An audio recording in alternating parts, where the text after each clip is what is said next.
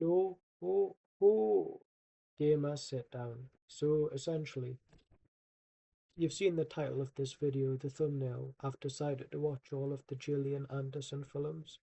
Obviously, she only had two short films in the 80s. That is what I'm going to be obviously covering today. I've literally just finished watching both of them, and then I tried to set OBS up. So this isn't going to be a long video. However, there are rules. Um, any franchise stuff, as of me about to watch it or play it or whatever, if it's a franchise, I'll leave it so for another video and treat this as like a podcast. Don't watch it, just listen to it. The audio is probably bad. I do need to get a microphone when I move out, but I'm spending money on moving in, so bear with us. In a nutshell, no franchise based stuff will be watched. So for this, the X Files won't be watched. Some of the films that are adapted from plays, if there's other adaptations out there, because I want to save those stuff for separate videos. There will be another video. Obviously, these are just going to be coming weekly. I've kind of jumped the gun on today, but there was only two short films. I was just going to do every um like all of her movies. My TV's just turned off. All of my movies, sorry, all of her movies onto one video and whatnot. But I've just thought, no, let's just treat it as is. So there'll be a lot of Gillian Anderson because she's got a movie coming out in August, which I want to watch. Um, I do like her. I liked her in How to Lose Friends and Alienate People. My mate has a massive crush on her and told me to watch her stuff by sending gifs of her. So yeah, it's my first time doing a review like this, so I don't really know what to do. I'm just gonna talk and hopefully, I doubt you've seen it unless you're like a Gillian Anderson stan. But we'll just get to it. So the first movie that I watched was called Three at Once. It's a student film that's black and white and is about three different people. Okay, one of them is this cheerful woman, the other's a monotonous woman, and the other's just this pretentious guy. There's no plot. There's no story. It's three people that have different personalities who are stuck in one room with each other, or maybe a place, but it takes most of the setting in one, maybe two areas. And these are spoilers, by the way, as the title suggests. You can watch this on YouTube. It's not very good. It's about 10 minutes long. It's no, it's not very good. Um, I thought, you know what? It's always good to watch people's student films, directors, actors, writers, whatever, because you're then able to kind of be like, okay, now we've got this. We can see how their careers progressed. Um, and with all due respect to Gillian Anderson and her co-stars, you can kind of see why she was the one who ended up having a bigger career. I'm not sure who those other two are. Maybe they've had a better career than her. I really don't know. I'm just making things up. But out of the three of them, you can tell why she's the most recognizable one and who has had the best acting career out of them. There's not really much to tell for the first movie that I watched. You know, in a nutshell, it's about three people trapped in one room with each other. Not trapped, but they stay there. I'm not even sure how they wound up there, to be honest with you, because they're sort of like spirits that disappear. They're not spirits, the people, but the whatever writer director decided to put in that they vanish. But if we're meant to be believing that this is a movie about real people, then I don't know what to tell you. It's absolutely stupid. It's not even a good film. Nobody likes the film. You go on Letterboxd, nobody likes it because it's awful. somebody put another pretentious student film that made them drop out of film school, drama school, whatever.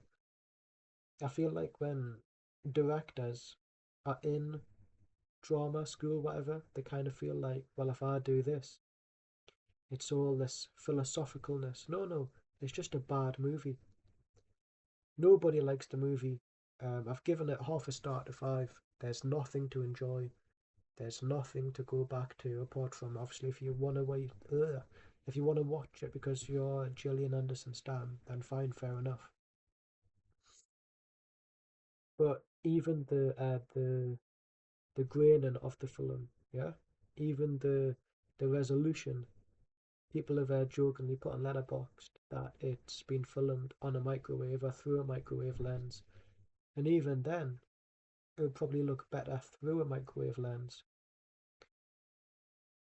I get that these old school films are very hard to dig up, whether or not they've got somebody who's now had a level of stardom to them.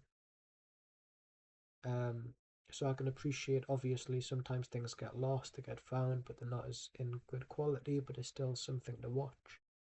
And I suppose it is better than being a lost film. But I'm just wondering what the entire point of the film was. Even now, I watched all of it. I don't skip anything. I've got to watch it for use. I've got to play them for use. I've got to listen to them for use. But I will be gaming and listening on this channel and like reviewing like albums and music videos. Um, I don't really know what to say, to be honest with you. Um,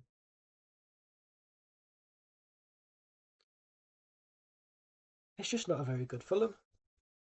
And to call it a film is a bit of a disservice to actual films that are short, that are actually pretty good. A good one, the Ming Na Wen one, where it's kind of like about, I may be massively misinterpreting this because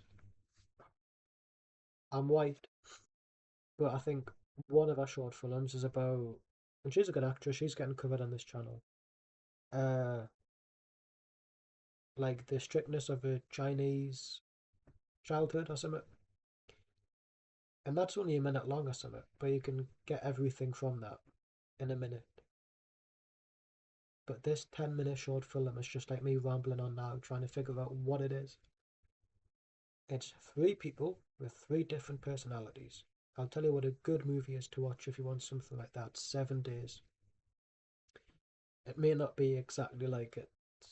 Obviously, I've compared it to in the basic sense of Three at Once, but the Winston Duke Zazie Beetz movie, I will rewatch that for the channel. That's really good.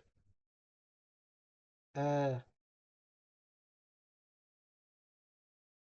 Within the movie, the woman that isn't Gillian Anderson, we'll call her Gillian Anderson, we'll call the other ones man and woman. The woman is, you know, if you were to go to work and you know for a fact that Moody Margaret's there and you've got to work with her, that's what that character feels like. That character feels as if you're now ensuring that you don't want to hang out with them because you know that they just bring the mood down. The character that she plays is somebody that really needs to have some happiness in their life. She's very narrow minded, a very silly person. Because if I say woman, I'll get cancelled, but she's a woman. And I'll be slagging off the man as well, so don't worry, it's equality. That's what we stand for here. But, I mean, I wrote notes down, but I don't think I'm going to do that because, I don't know. Um, the movie's not very good, as you've probably imagined. I just don't really know what to say about it, but I want to try and give like an honest review. But the honest truth is, I don't know what to say about it, which is probably why I've got so much to say about it. Um, so the pretentious woman, because she calls the guy pretentious, but she's pretentious as well because she's a bit of a moody Margaret.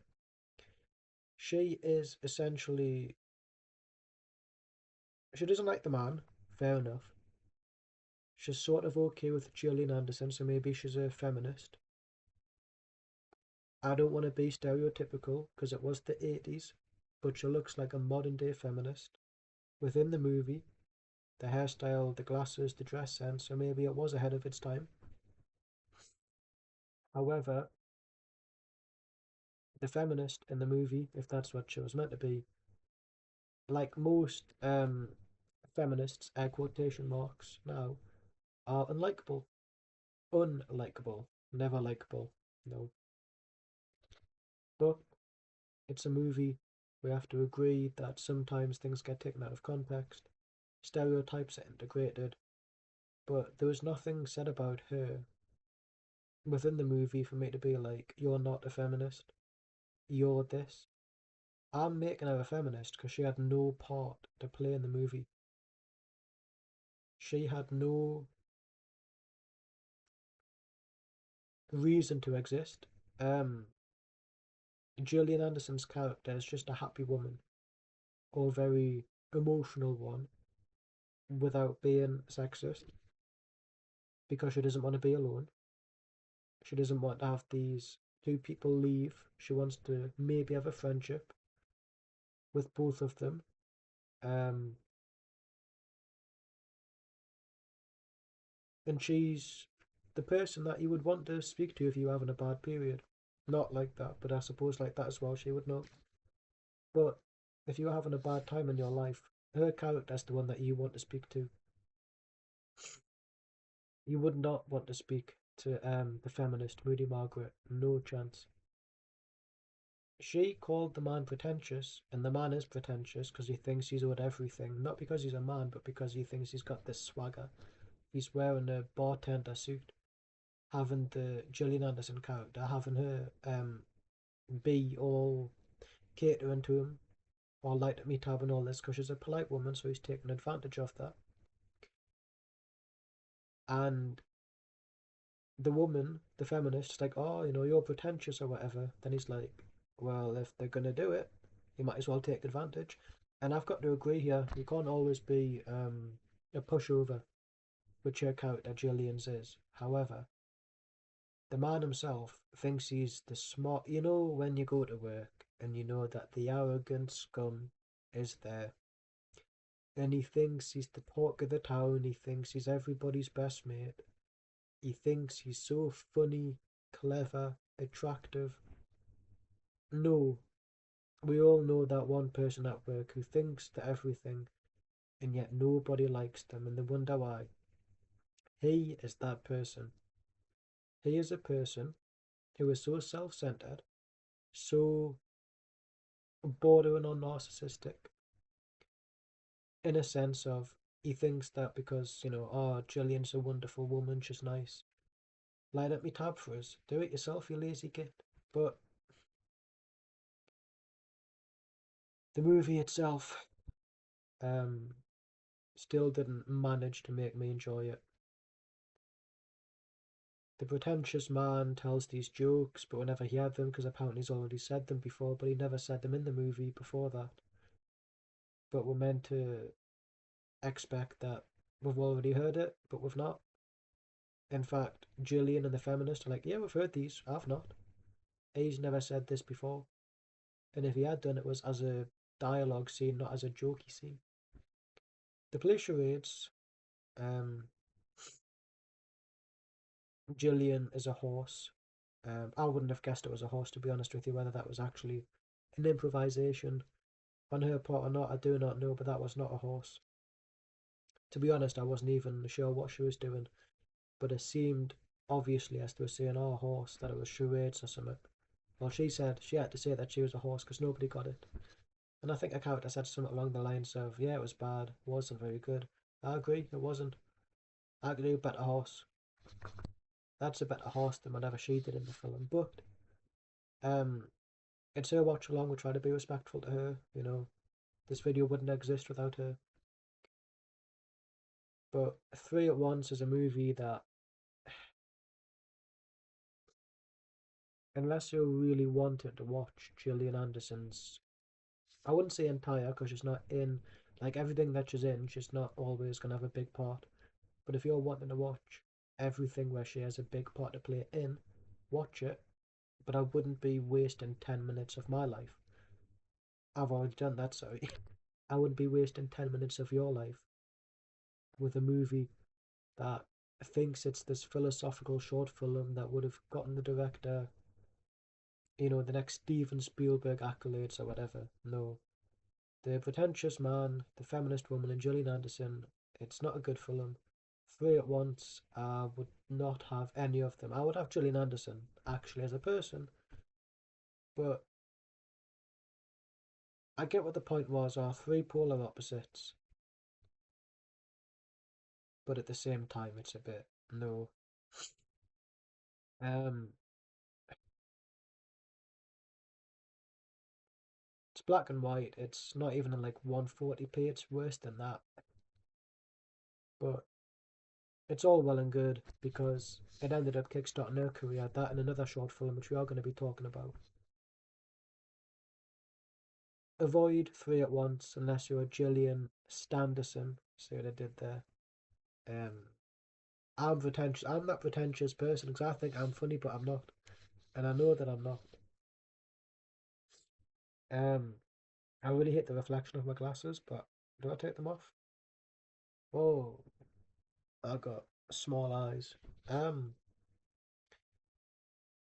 and now that that movie's done, I gave it half a star out of five. Do not watch it. Just watch another 10-minute short film. And now,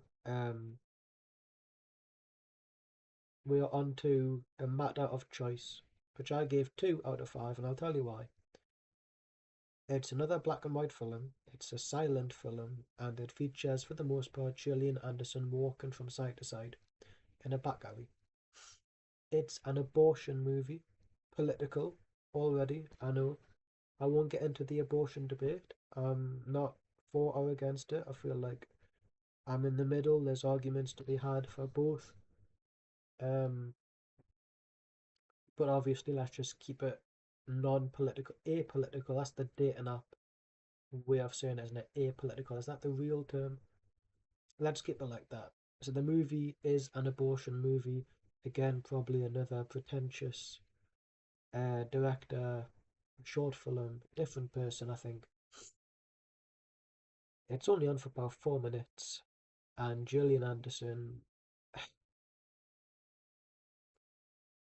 Right, I'm gonna be honest with you, right? A lot of people don't like the film, but I don't mind it, and I'll tell you why. We're seeing a woman, okay, walking side to side for about 3.5 minutes, unsure of whether to get an abortion or not. And at the end of it, she ends up walking in. But there's just something about watching somebody walk side to side, clearly going through the motions internally of what do I do? Do I have an abortion? Do I not? You don't need to hear their thoughts. You don't need any music. Maybe just background would have been okay, maybe. But I think that's a very controversial opinion that a matter of choice. I quite like. Um, that's all the movie is really. It's her walking side to side, side to side, side to side. And then in like the last 10 seconds before the credits crop up, she walks into the abortion clinic, but it's a back alley one. Not that I know much about abortions, but I'm fairly confident back alley abortion clinics are not legal, but it's where people go to keep their identity anonymous. I've watched another abortion film before called Call Jane with Elizabeth Banks and Sigourney Weaver in. Kate Mara's in it too. That'll be on the channel one day, but it's Gillian Anderson right now. The movie itself, it's not the best, but I don't think it's warranting a half star. I feel like there's a lot to appreciate about it in the sense of it's somebody's psyche. If you're, we've all seen that Doctor Disrespect video where he gets found out for cheating on his wife with an underage kid. When he's playing Elden Ring and he's just walking, his character's just moving without any direction of travel. That's what Gillian Anderson's character is doing within the movie. because she does not know what's happening. She does not know whether she wants an abortion or not. And I quite like that.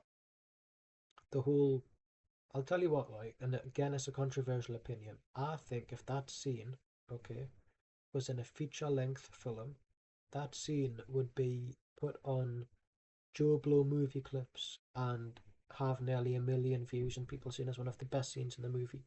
That's what I think. Because I think if that was in a feature length film, people would be saying, wow, what an amazing scene that was. Look at the psyche, the internal struggles. It was quiet, that's what we needed. We didn't need to hear any thoughts.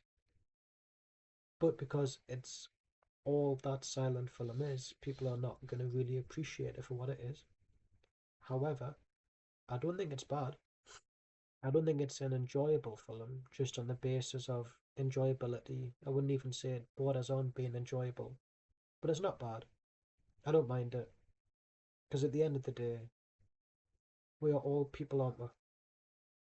We are all people, and it's a silent film, so there's no talking. I did have my notepad next to us. I didn't read it during the movie. I didn't write anything down during the movie because I still don't know if I'm going to just do solo reviews after each one and just compile them together. But, I just watched the film. I ignored the piece of paper next to us. I didn't read my previous review during it. I didn't write any reviews about the current film during it because I don't know if when you do a film critic review, you write during the movie. Like, just watch the movie, then write. I had it next to us, but I didn't read it. I tend not to think in my head when I'm watching a movie. The only time I'll really uh, not realize what's happening is if I'm going to sneeze and my eyes are closed, or I'm yawning because the movie's bad, or I'm just tired. But no, I do like A Matter of Choice. It's not an enjoyable film. It's a 2 stars, but I quite like it, and I still stand by the fact that if this scene, or film rather, was a scene in a feature-length film, it would be replayed and be, wow, the best scene in the movie is this. You just know it. But obviously, context is important, isn't it? Yeah, context. I can't speak. I'm sorry. Uh,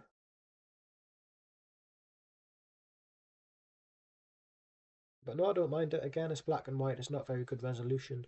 I'm not expecting that from a movie. There probably was.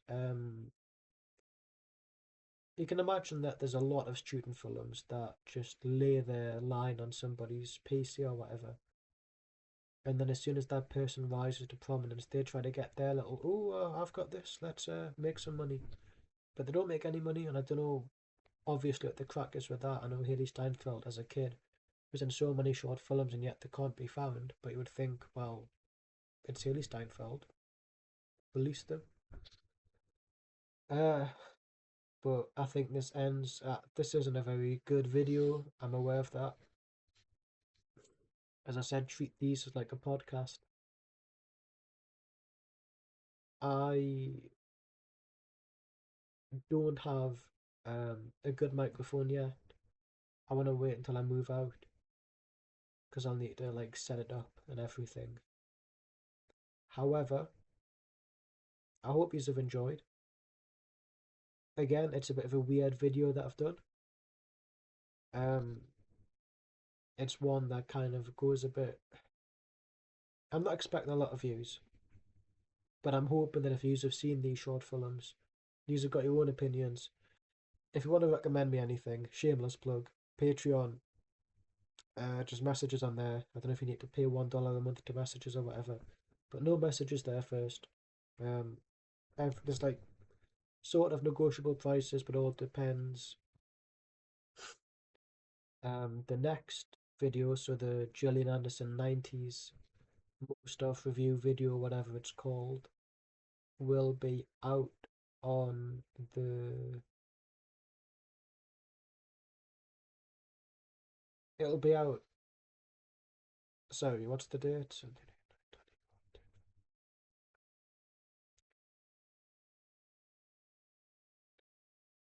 So the next video will be out on Thursday, the 20. 6th of March 2026. Stay tuned for that. Um, Obviously, I'm missing out a lot of stuff within franchises. X Files is just getting a completely different video at some point in the future. Um, but yeah, so much love. Thank you very much for watching. Is that a heart? How do you do a heart? That's a heart. Is that a heart? My dog's nose is shaped like a heart, bless him. And much love. Thank you very much for watching, and I'll see you in the next one.